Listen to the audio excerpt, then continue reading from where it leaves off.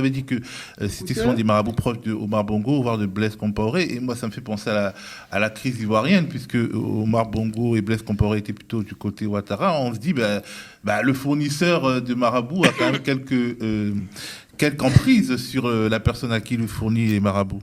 Que Blaise Compaoré soit proche, soit un anti-Laurent Gbagbo, je vous l'accorde. Mais Omar Bongo n'a jamais été un anti-Laurent Gbagbo. J'ai assisté à plusieurs rencontres entre le président Gbagbo et le président Omar Bongo. C'était le père et le fils. Non. Mais la famille Ouattara était très impliquée dans... Oui, Madame Ouattara avait une agence immobilière à Libreville. Ils avaient des relations d'affaires, mais politiquement, il n'y avait pas un rejet de Gbagbo par le président Omar Bongo. Mais j'ai une chose à vous dire.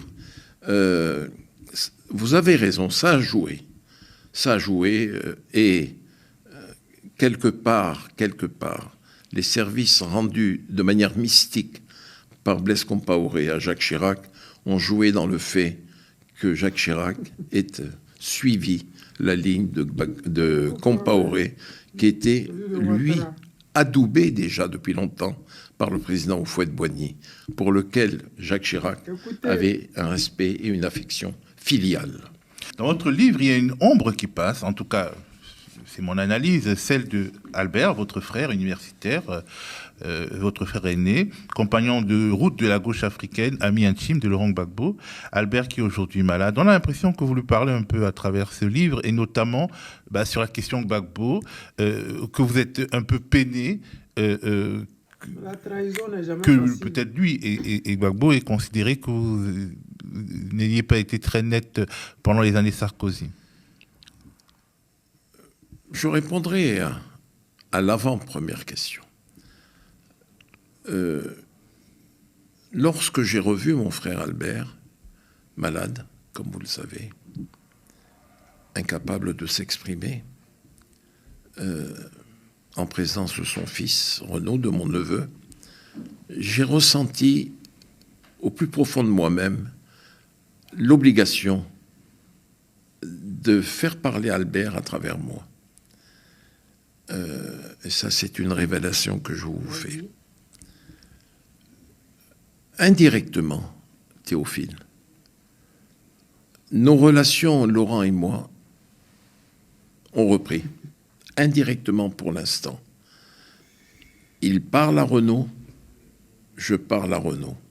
Renaud qui est le fils d'Albert, donc c'est normal qu'il parle au fils de son ami intime. Non.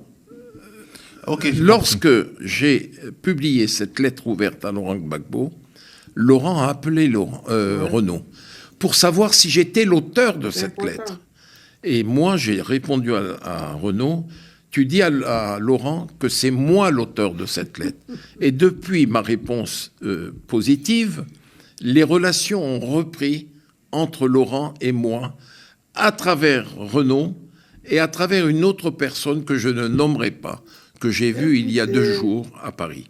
Donc nous avons repris contact. C'est important pour vous ? C'est important pour moi parce que on n'a pas laissé cet homme gouverner comme il devait gouverner. Il avait un projet pour la Côte d'Ivoire et à travers la Côte d'Ivoire, il avait un projet pour l'Afrique. Et j'ai dit dans une de mes interventions que Laurent était de la dimension de Patrice Lumumba. Il était de la dimension de Kwame Nkrumah à ses débuts. Il était de la dimension de Sékou Touré à ses débuts. Il a un message pour l'Afrique, Laurent.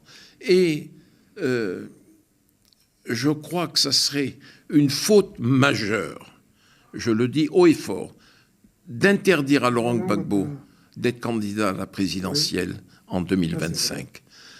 Si cela devait être la vérité, on interdit à Laurent d'être candidat à la présidentielle, j'aurais peur pour la Côte d'Ivoire, qui a assez souffert dans le passé récent.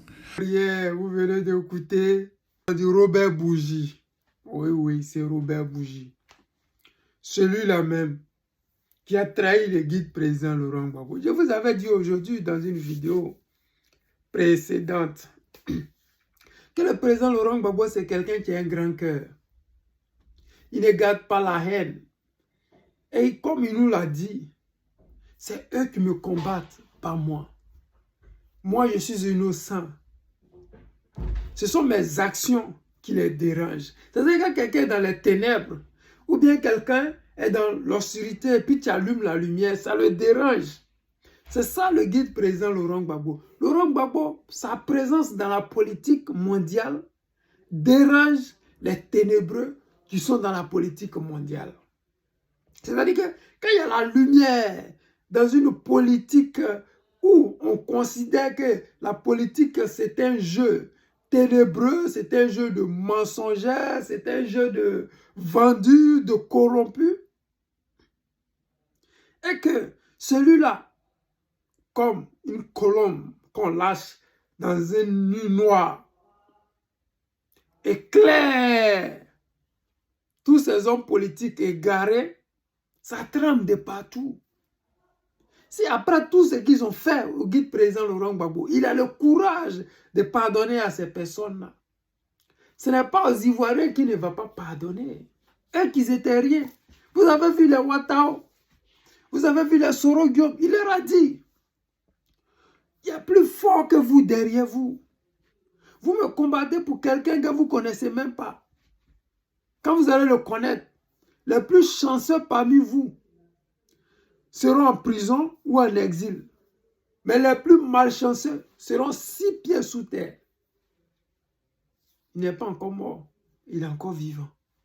Ce qu'il avait dit et prédit est en train de s'accomplir. Ces personnes-là, d'autres m'ont aujourd'hui écrit, pourquoi est-ce qu'il est parti à l'ambassade de France? Il a vendu la lutte ou il veut vendre la lutte. Le guide président Laurent Gbagbo, comme il nous l'a dit, et je vais encore me répéter, c'est eux qui me combattent. Quand tu pardonnes, tu grandis et tu te libères. Ce sont les propos du guide président Laurent Gbagbo. Suivez le président Laurent Gbagbo, mais aussi écoutez et mettez en pratique ce qu'il vous dit. Robert Bougie a trahi le président Laurent Gbagbo au même titre que les Afingessa et l'ambassade de France, Draman Ouattara et toutes ces personnes-là, Soro Guillaume et tous ceux-là. Mais il leur a pardonné parce que lui, il veut s'élever spirituellement. Il veut s'élever, se libérer physiquement. Comment comprendre? À 80 ans, il est plus jeune que ceux qui ont 79 ans. C'est ça la réalité. Libérez-vous. Soyez humble. Soyez celui qui tend la main quand tu sais que tu es plus fort que eux. Les amis, je ne veux pas être long. C'était le président Lota, l'ami des dirigeants qui se respectent.